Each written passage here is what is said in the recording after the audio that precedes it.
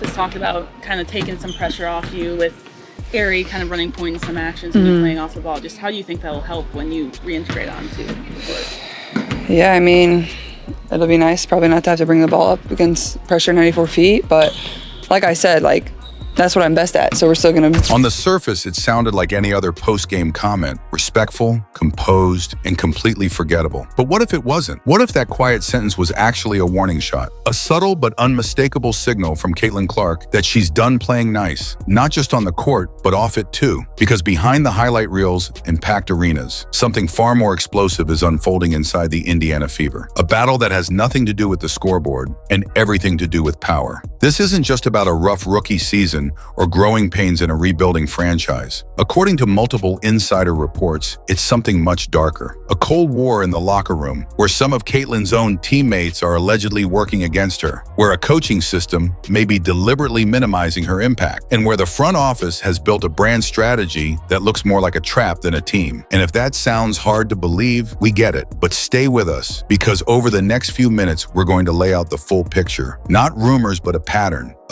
of decisions, quotes, and on-court behavior that all point to the same disturbing possibility. Caitlin Clark is being quietly frozen out by design. If you felt like something hasn't added up this season, you're not imagining it. And by the end of this video, you'll see why that one harmless quote might be the most important thing Caitlin Clark has said all year. Let's dig in. If you've been watching the Fever this season and thought, why isn't Caitlin touching the ball more?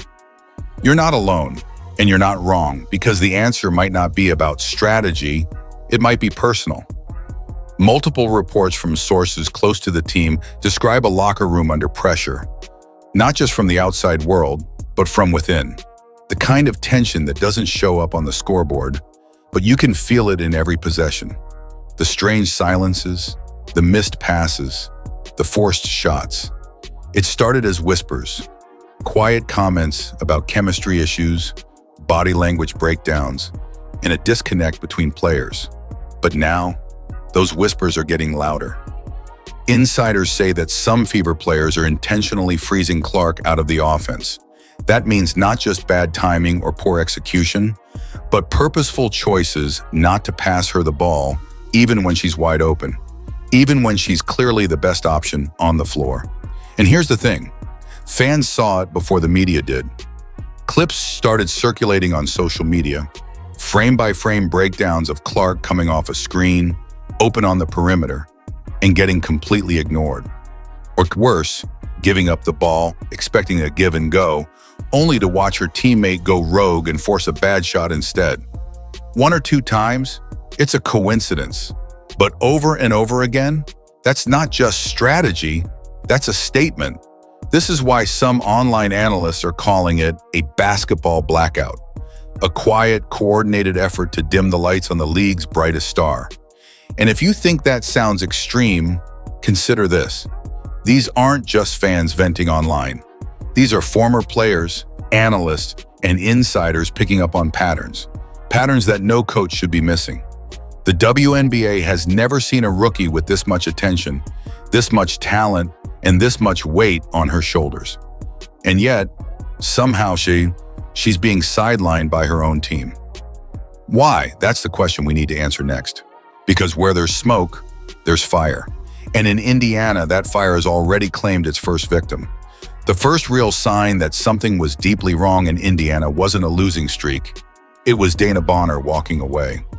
When the Fever signed her in the offseason, the narrative was clear. This was their veteran anchor, a proven winner brought in to stabilize a young, high-pressure roster. She was supposed to be the adult in the room, a calming force in the chaos. And yet, after just 9 games, she was gone. No injury, no scandal, just a vague explanation that the fit didn't work out. But in professional sports, fit is often code for something much more uncomfortable, something no one wants to say out loud.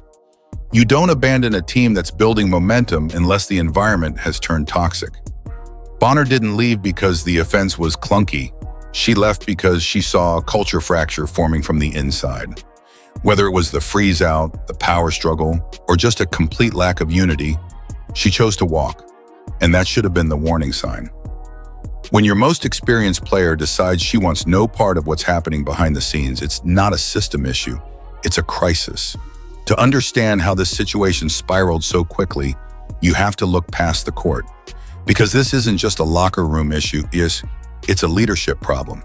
And it started with a vision from the very top.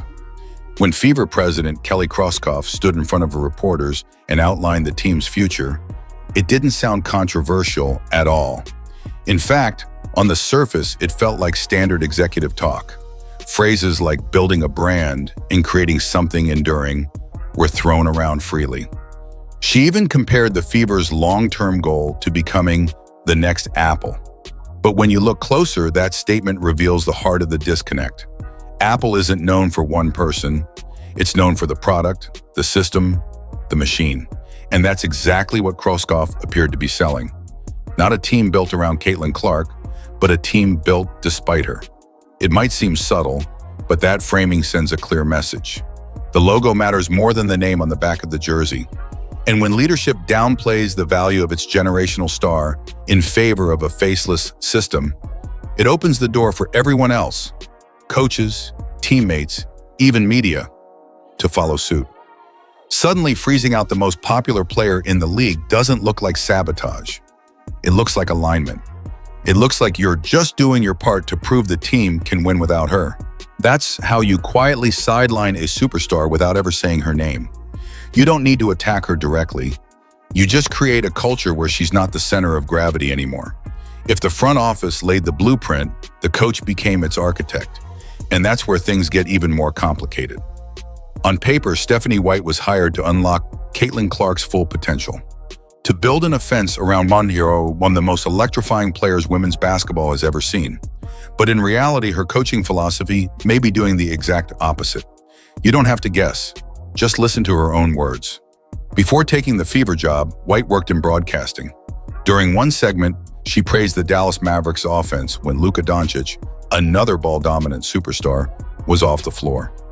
She lit up describing how the ball was popping, how multiple players were getting involved, and how the team looked more fun and free-flowing without its focal point. That might sound harmless, but think about it.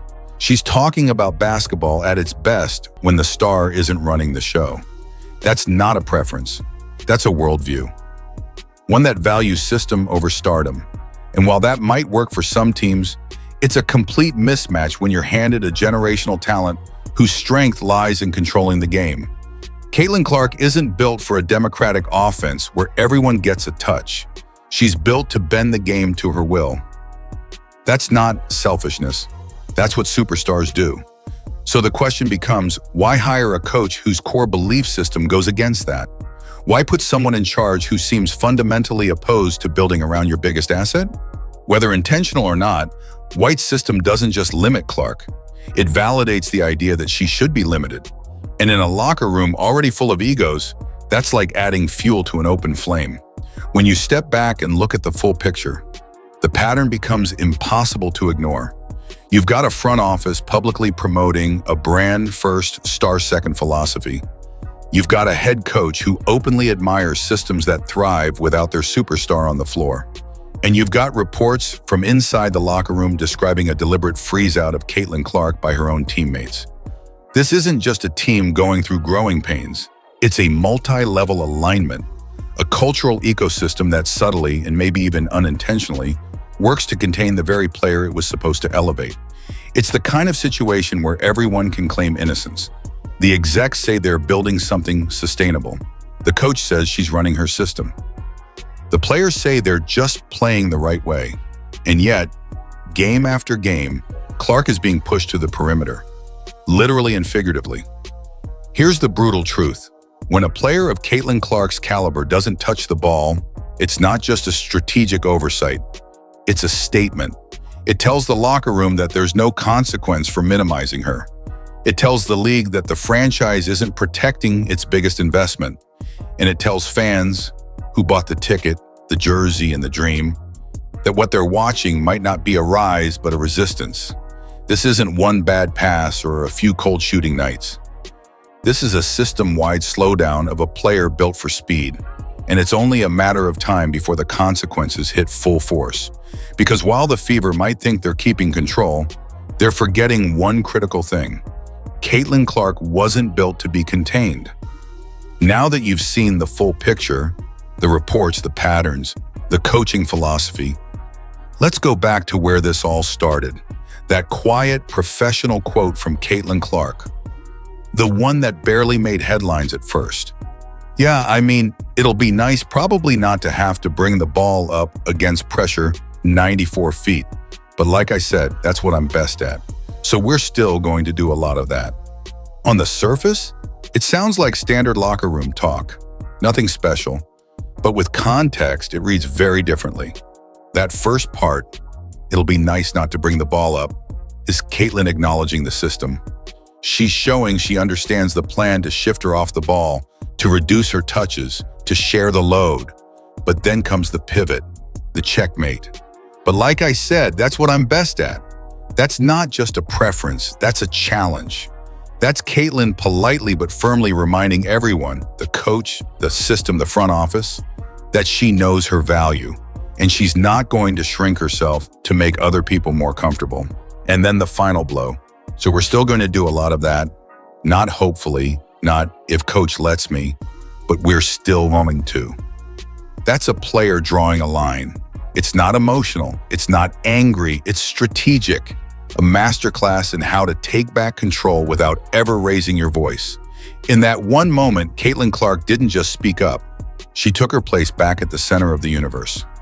Not with a headline, not with drama, but with a sentence so calm and confident, it cut through the noise louder than any outburst ever could.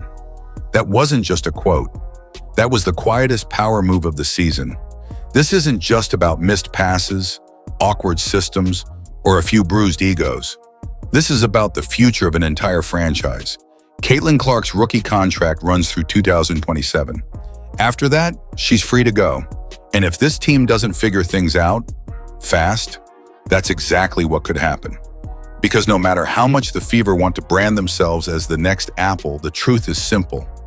They are not the product. She is. The packed arenas, that's Caitlin. The record-breaking ratings, Caitlin. The 273% spike in franchise value, you guessed it, Caitlin. The fans didn't show up for the system. They showed up for the star. And if she walks, all of it goes with her. There's no sugarcoating it. This is the single biggest gamble in WNBA history. A front office and coaching staff are actively choosing to test the patience of the most important player the league has seen in over a decade. And so far, she's been nothing but professional. But even the most composed superstars have a limit. If Clark starts to feel like her potential is being suppressed instead of supported, there won't be a dramatic exit. Just a quiet decision in 2027 that changes everything. Because the same way she handled that quote, that's how she'll handle her future. No theatrics, no warnings, just a clean break. And the Indiana Fever, the team that had it all, will be left trying to rebuild something they willingly pushed away. So now the question isn't just what's happening in Indiana, it's what happens next. Is this a fixable coaching issue? Or has the front office already gone too far down the wrong path? Can the locker room be repaired? Or is the culture already fractured beyond saving? Because right now, the Fever aren't just risking a season. They're risking the trust of every fan who believed this was Caitlin Clark's team. We want to hear from you. What's your theory? Is a coaching change the only solution? Or does this go all the way to the top? Drop your take in the comments. We read every one. And if you think more people need to understand the stakes of what's really happening behind the scenes, share this video with another fan or analyst. This isn't just the biggest storyline of the WNBA season. It might be the moment that decides the next decade of women's basketball.